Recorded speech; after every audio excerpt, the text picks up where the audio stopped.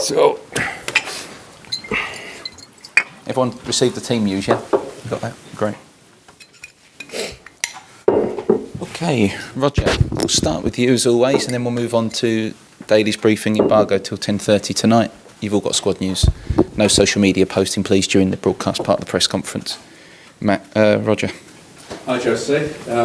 First of all, Dele Alli, it's the first time we've spoken to you since his post on social media. Can you tell us what you said to him, or if you've spoken to him at all about the incident? Yeah, of course, I spoke with him about that. But for me, it was quite easy conversation because he was very sorry about, let's say, the mistake, but was never his intention to hurt, was not his intention to offend. He immediately regretted, he immediately recognized that was a young guy mistake, a young generation mistake, and he apologized. So my conversation was easy because it was not the conversation of a contradiction of ideas, me not happy and him not understanding why I was not happy. So it was so simple. What can I say? I can say that he regrets, and for me that's the best feeling that he can show, and to have the humility to apologize, I think is also remarkable, because sometimes these young people, they make mistakes and they don't realize they make the mistakes. So this conversation was so easy. And you mentioned there that he understood where you were coming from. Were you unhappy? Did you express disappointment to him? You know, I have a son and a daughter basically at the same age as Dele and many of my players. I know what social media is for these generations, but when you are a public person like football players are, they have to know and they have to be very, very careful. Of course, I repeat, Dele is a great guy. The last thing that Dele is anything connected with racism or disrespect, not at all. But these are current mistakes that young people sometimes makes. But again, the good thing, the best thing for me is regret and apologize. So for me, it's end of story. End of story, but the FA have asked for his observations. Are you concerned? Yeah, but I'm not FA. I'm just his manager. I am his friend.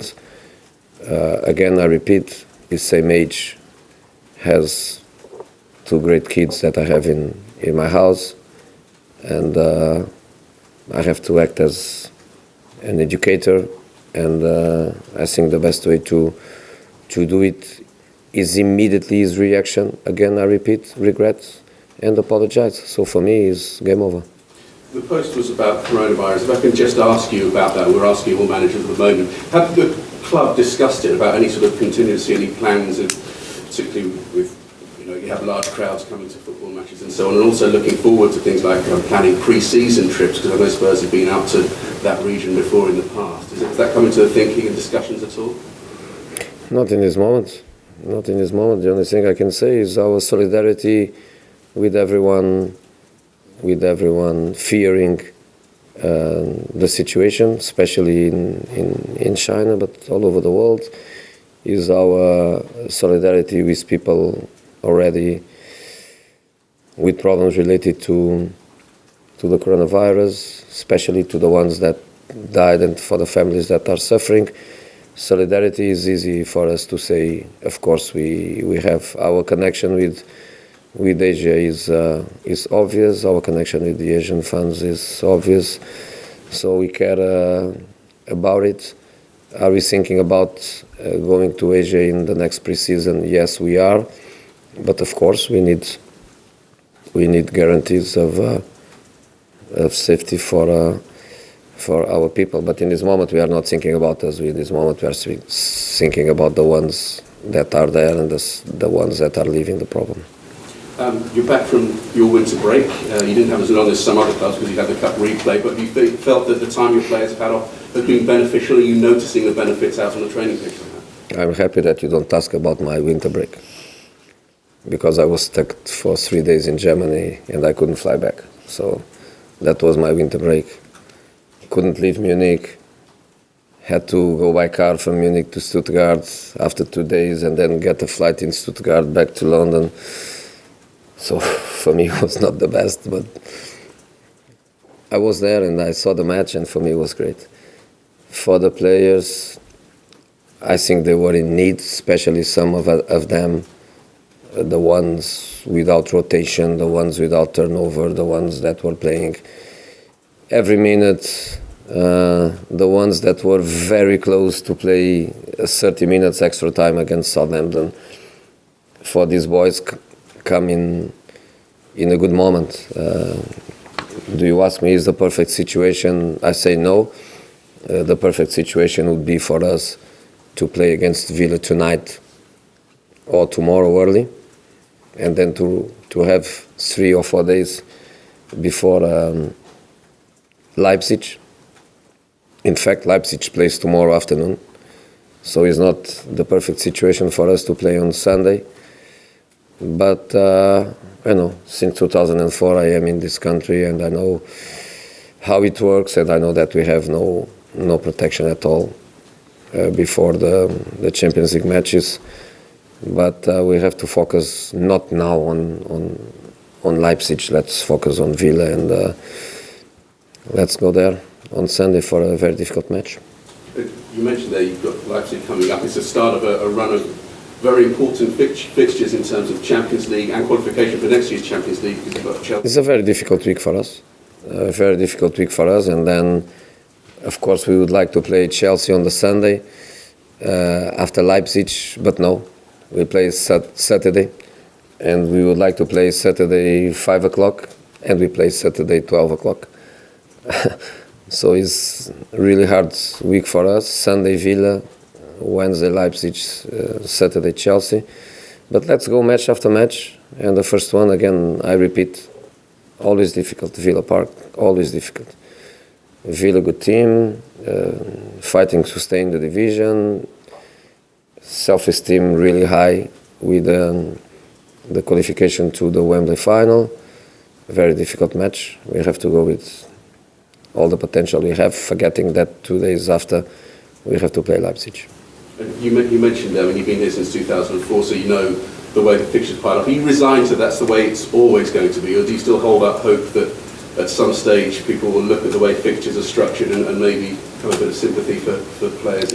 I'm waiting for too long, and I don't have big hopes. But there are always some clubs that somehow they manage to have better fixtures, and you just look with attention, and you will realize clearly that the situation is much better for some than for others. Which clubs, and why would you say that they get preferential treatment? Are you saying? I don't know. Maybe it's occasional. Maybe it just happened. Maybe it just happened. I'm not for sure which clubs. Not mine. Okay. James? Yeah, hi Jose. In your last press conference you spoke about the captain had a little blanket and you were constantly moving it around, your feet were poking out. The blanket is getting a little bit bigger. Yeah. Is it more of a duvet? It's a little bit better now. So no more limitation for Bergwijn. So now he can play. Ben Davies is back. Ben Davies is ready to play. Giovanni Lo Celso is ready to play. Lamela we have to assess tomorrow, but if not for Sunday, for Wednesday. So Ron Foyt is out still a little bit, and of course Sissoko and Harry, but apart of them, we are fine. So the situation is getting better for us, and comes in the right time because lots of matches are coming too. And I know you said you had a bit of a travel nightmare, but has the winter break given you a chance to work on some things that perhaps you weren't able to work on before? We had a good week. 3 very good training sessions. Of course, I told you if we didn't play Southampton, I would give the players some time, but we would be back early because of the Southampton game. We had less time for training, but we had 3 very good days. We went through different aspects of our game to trying to improve them. So, yeah, it was good. And you mentioned Ben Davies a minute ago. You've spoken in the past about him being important to your plans going forward. How good will it be for you to have him back? Yeah, in this moment he is back, but he's not back ready to play 1, 2, 3 matches in a row. He's not in the top of his condition. He's not injured. He's training with the team.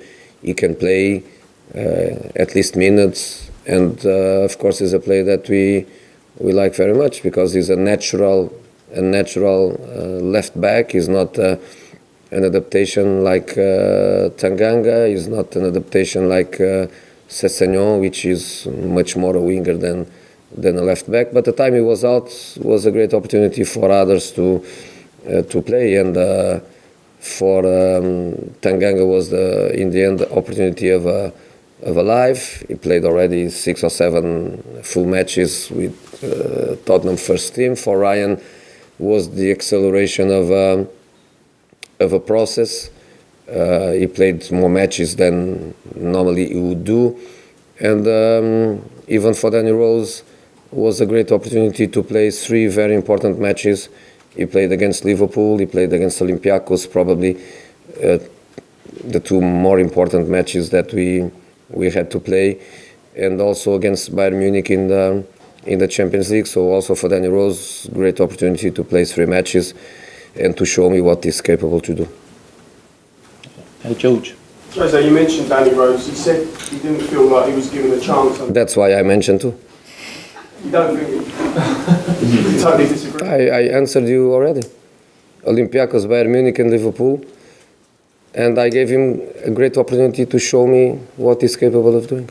He didn't deliver. That's you saying. Lastly, could I ask you about Jack Grealish? What do you make of him at Aston Villa? Very important player for them. Very important. They have their way of playing. Maybe they change against us, but the normal Villa is a Villa with this back 5 and the midfield players, and then Grealish is a player with great freedom, with an area of action very important. Of course, very talented, can score a goal, can make an assist. Incredible connection with the fans. So easy to feel immediately that he is one of them. He's capable of making the crowd chase the team. So very, very important player for them, for sure. And David Beckham was here yesterday. Did you have a chance to speak to him? Yeah, we had a little chance. Not much, because yesterday was one more day dedicated to Mr. Simon. I had to do 3 hours of 45 minutes, by the way.